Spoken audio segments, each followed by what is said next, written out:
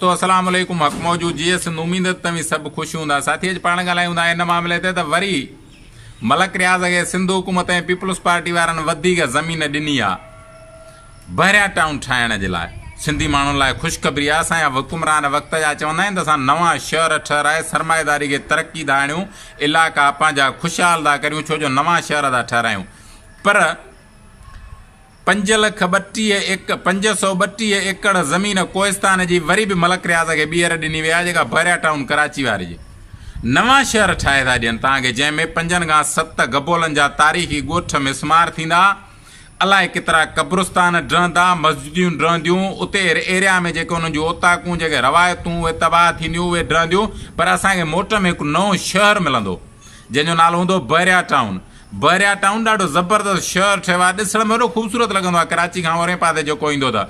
पर सवाल सिर्फ़ु हिन में इहो हिकिड़ो ई आहे त छा बहिरिया टाउन में रेड़ी हलाईंदड़ सिंधी रही सघे थो? छा बहिरिया टाउन में सिंध जो को पोरियत हारी रही सघे थो? छा बहिरिया टाउन में को मज़दूर रही सघे थो? जवाब ईंदो त न।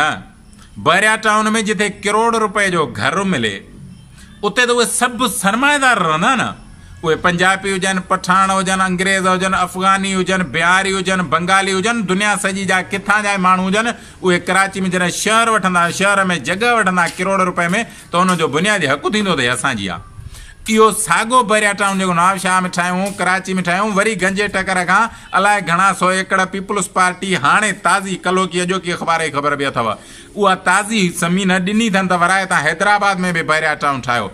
धरती सिंधी माण्हुनि जी हूंदी, उन ते जेके अॾावत कंदा, अॾावत करण खां पोइ ते सिर्फ़ु हुन ते थींदी अॾावत, अॾावत खां पोइ करोड़नि रुपयनि में उहा ज़मीन विकिरो थींदी। जेके जॻहूं उन में पीपल्स पार्टी ऐं मलक रियाज़ वारनि जो हिसो हूंदो, जेको माण्हू अख़बारूं खपाईंदड़, जंहिं वटि कुझु न कयो हो, जंहिं वटि मिल्कियत जो तसवर बि कोन हो, अॼु उहो सिंध में अरबपति आहे, वॾे में वॾी मिल्कियत हुन वटि गॾु आहे। दुनिया जे ॾाहे माण्हू चयो त सभ खां वॾे में वॾी बिज़नेस आहे सियासत।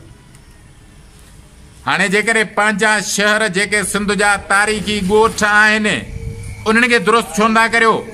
जेकॾहिं तव्हांखे नवां शहर ठाहिणा आहिनि त उहे शहर त मौजूदु आहिनि न सिंध में। लालू रायका, वारां, कंबर शदाद, कोटा, लाड़काणवा, घोटकी आहे, थरपारकर आहे, हैदराबाद आहे, कराची आहे, टंडोलयार आहे, मोहम्मद खान आहे, ठट्रो आहे, ॻाढ़ो आहे, साकरो आहे, 52,000 सिंध जा ॻोठ आहिनि। उन्हनि खे पको करियो न, ॻोठनि खे ख़ूबसूरत बणायो न, ॻोठनि में तालीम ॾियो, रोज़गार ॾियो, रोड ॾियो, रस्ता ॾियो, सिहत जी सहूलियत ॾियो न। हे त तव्हां धरती विकिणी धारिया दुनिया जा ज़ालिम इज़राइल हाणे वॾनि शहरनि मथां कब्ज़ो था करायो।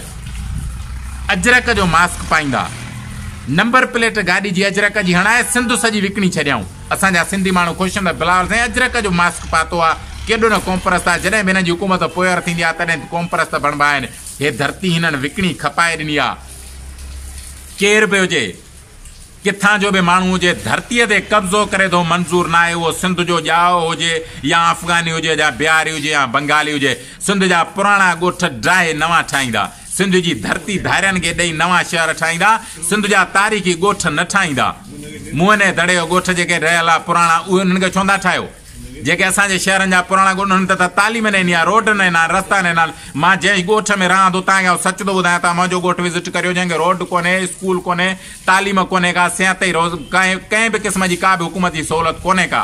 ऐं गारंटी सां चवां थो, कंबर शदाद कोट ज़िले में वारा तालके में रहां थो, कंहिं बि क़िस्म जी हिक बि का बि फैसिलिटी सरकारी नाहे। मूंखे ॻोठ वारा चवंदा आहिनि, कामेड हेतिरे टाइम खां सियासत थो करी, हेतिरे टाइम खां सोशल मीडिया ते मथो थो हणी, ॻोठ लाइ त कुझु कोन करे थी। माण्हुनि खे हिकु ई जवाबु ॾींदो आहे त अहिड़ी सूरत हाल सॼी सिंध जी आहे।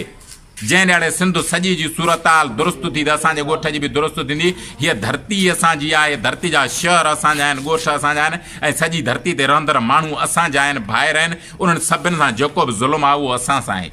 ऐं जेकॾहिं असांजा मसइला हुननि जा मसइला हल थींदा त असांजा बि थींदा।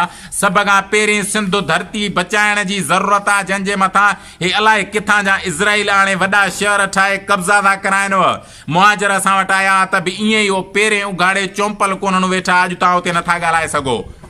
ईअं ई हिन हाणे नवां शहर ठाहे, नवनि शहरनि में नवां माण्हू आणे, इन्हनि शहरनि में रहंदड़ जेको थोरो घणो सिंधी कराची हैदराबाद में आहे, उन्हनि खे उते रोकण जी क़त्ल करण जी, उन्हनि खे हज़ारनि क़िस्मनि जूं साज़िशूं करण जी साज़िशूं पिए थियनि, जिन खे ॾिसण ऐं गौर करण जी ज़रूरत आहे। नंढा मसइला न आहिनि। जॾहिं धरती हथनि मां वञे, शहर वॾा शहरनि मथां आॾे ज़ालिम जलाद ऐं कातिल अचे हिते तव्हांजे मथां विहारनि, उहे सरमाएदार हुजनि या जागीरदार हुजनि, तॾहिं अखि टेट न।